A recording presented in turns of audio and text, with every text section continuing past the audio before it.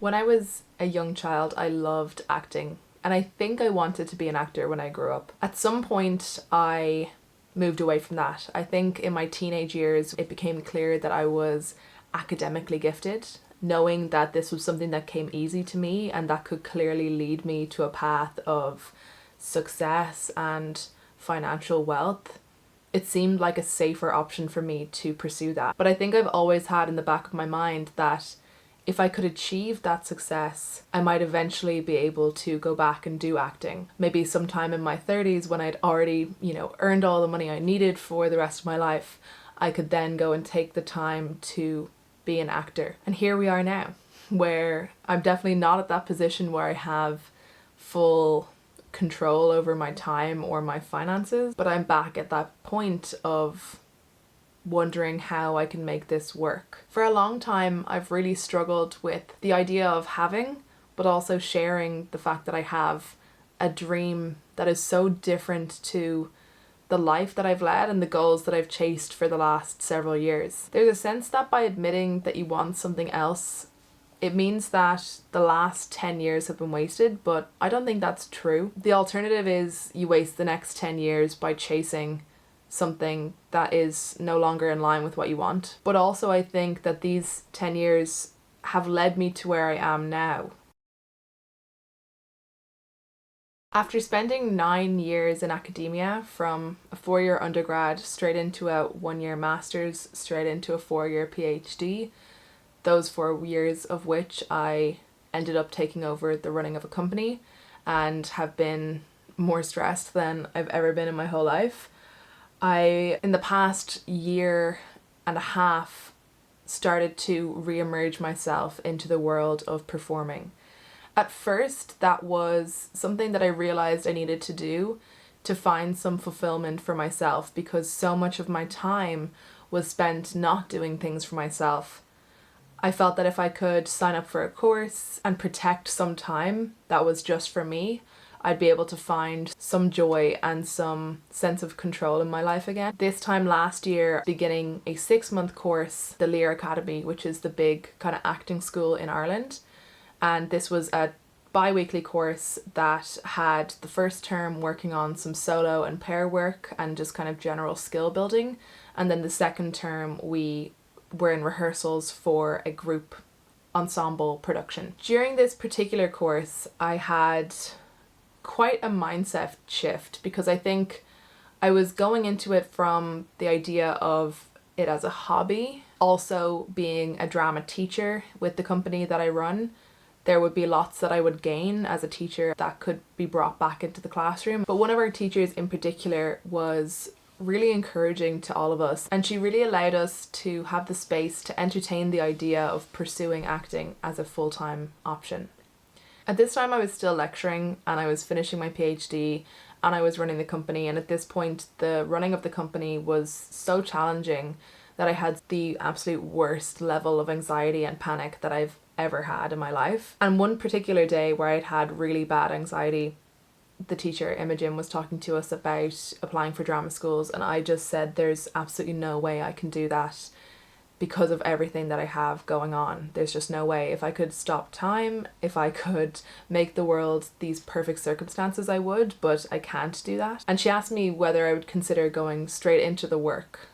And I didn't really know what she meant, and I wasn't in the headspace to really think about it.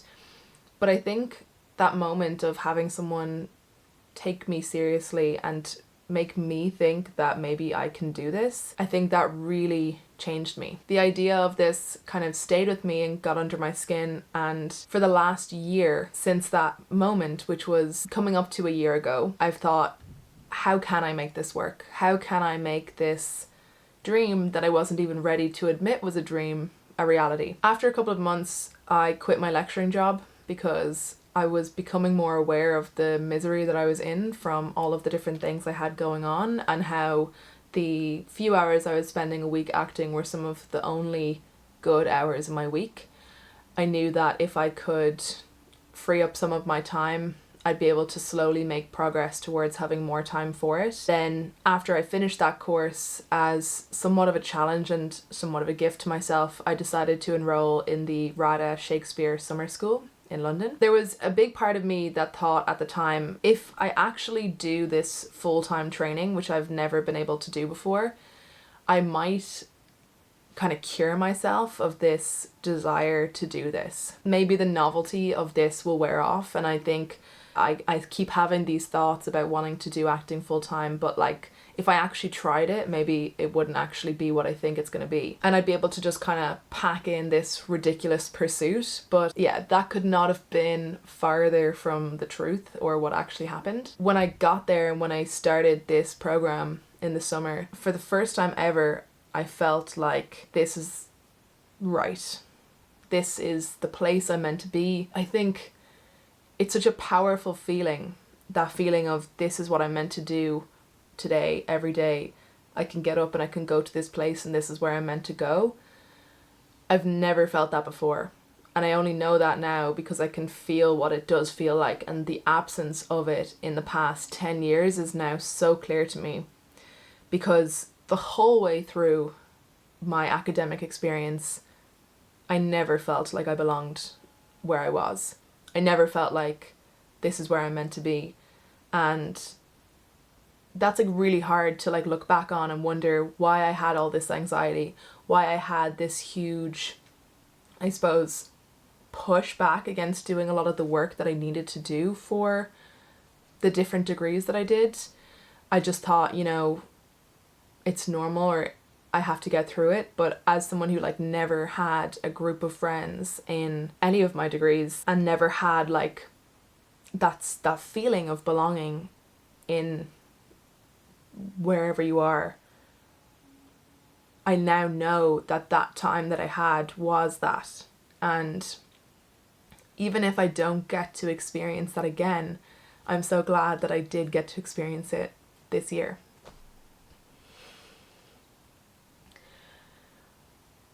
I'm getting super emotional. But I think it's so important to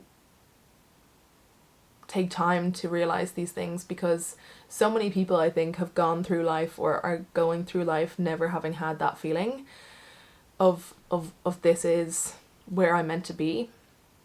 I can't help but feel so sad for my past self who never felt that, or at least hasn't felt it in a really long time. Okay, let's move on and talk about the actual experience of the RADA Shakespeare summer course. I cannot begin to explain to you how much this experience changed me and just how amazing this was. And even if you're not an actor, I think this course is fully transformational and amazing. I can't big it up enough. The course was a lot bigger than expected, so there were 80 people in the course, I believe, and we were split into 6 groups of 14, and those were our main companies that we did our scene study class with. And then half of us were jumbled around for other classes, so we were in a separate group of 14, which included some crossover for some of our classes during the week. We had a bunch of classes, so it wasn't just like you were working with one coach for 5 weeks. The course was split up to be a 4-week course and then a 1-week course. The 4-week course was, again, skill building, and there were various showcases at the end in sonnets, singing, dance, scene work, and then monologues as well. And then the final week, you were working on an abridged Shakespeare play. So you had a week to learn a Shakespeare play for a 60-minute version of the play, with again a different group of 12. Very limited crossover between your main company and the final company that you work with in the last week. My main company group, I think, absolutely made this experience for me. I feel like in our group there were a lot of people who were maybe like second chance romance trope with acting, where they were not necessarily coming into it from a traditional, you know, undergrad route. They were either maybe returning to acting or new to acting. And then there were also other people that were following a more traditional route or more involved professionally. But there were basically just a bunch of people who were extremely grateful to be there. And on the first day, we shared why we were there, and people started crying for each other's stories, which then just made everyone cry pretty much. And that theme kept up throughout the course. Various just emotional moments and sheer gratitude and joy being there. That means I was more emotional than any other time in my life, and I'm a pretty emotional person. My group, if anyone is watching this, you are some of the best people that I've ever met, and I'm so glad that I got the chance to meet you, and I can't wait to see all of your faces again. The kind of ethos of the course, which was really fundamental in the enjoyment of the experience and the takeaways, were there was a huge focus on being present in our acting and also in our training. There was a kind of phrase around not end gaming the experience, so not thinking about the final performances you're going to have to do, but just being there each day. And I think that message just allowed people to be a lot more present and to take more risks in their performance, because what you were going to do in your final performance wasn't important. You weren't being judged on that. You were sharing what you discovered with a group of people who also followed the same journey. There was no sense of competition, which I feel performing arts spaces can have a lot of competition. And I just felt like from other performers, there was so much support for one another and everyone really rooted for each other, which again, I think was just set up by the instructors very clearly. Also, because we were working with a completely different director in the final week, it sort of meant that the casting process wasn't influenced by what you did in class. And as someone who struggles with perfectionism, I would have spent all of that time, I think, in all of the classes that I had, thinking about how to perform well so that I could get a good part. And that just wasn't a thing, because firstly, the production was ensemble, so pretty much everyone had an equal contribution. So it meant I could really just focus on bringing my best self into each class. Let's talk about performing in front of an audience, because that is what this is all about in a way. The first 4 weeks led to a couple of different showcases. We had a performance of sonnets, which I think for me would have been the thing I was most comfortable doing, because I would have had a lot of experience doing that from speech and drama beforehand. So it was one that I really just didn't feel that nervous about. Monologues was tricky because we didn't actually get many sessions to work on our monologues, and it is difficult being up in front of an audience by yourself. We had kind of a nice staging thing where other people from our group were on stage with us, but we were then just having this moment. And I was doing a comedy piece, which was Titania from A Midsummer Night's Dream, where she has just fallen in love with Bottom, who has a donkey's head at the moment. If you don't know the play, sorry. It's for me, a really scary scene because it's ridiculous, and it was a really fun experience to perform this because I don't actually have very much experience performing comedy and having that audience laughing. In comedy, it's all about the audience connection, and I think me as a performer, I tend to really shut out the audience and pretend they're not there. And that was really eye-opening for me to learn that actually I need to do some work on being able to include my audience more into this world that is ridiculous, and to enjoy the moments and relish in people enjoying what's going on. Then we had our scene sharing, which we did a series of scenes that were themed around treachery. I was doing, as my main role, Claudio from Much Ado About Nothing. And I feel like this was one that I wasn't as happy with how I did as a performer, because I think it was a really emotionally charged day because it was the end of the 4-week course. So I'd been spending like the whole day crying, except for like the one moment in my scene when I'm meant to be crying. I wasn't as happy with how I did. I was finding it quite difficult allowing myself to just enjoy that performance day and not think about how it could have been done better. The final week then was totally different. So we had a week to put together a full Shakespeare production. And the play that we did was Measure for Measure. I don't have time to give a summary of this play, but it's basically a dark comedy, and it's one of the problem plays where there's a big problem that kind of needs to be solved. I got to play the character of the Duke, which was so fun. And the way that the director that we worked with was leading this was quite farcical from the Duke's perspective. And it was really fun again to play with this character that was quite ridiculous and to play off another person because the role was split in two. It was a lot of fun. It was really intense. I got to really appreciate my own work ethic as an actor because I know that I can learn lines quite quickly, but then I also do a lot of work in figuring out what is going on for a character. I think I was also able to really appreciate my performance. I think usually when I do a show, I come away from it like not that happy, or with any performance, I'll just again be quite judgmental of myself. And this was the show that I came out of just being really happy with how it went and happy with how I did. And when people were complimenting me, I think for the first time I felt like, yeah, thank you. I was happy too, you know? To come to that by the end of this course, to actually be able to have done a performance where I feel actually really proud of how I did, is a huge change for me.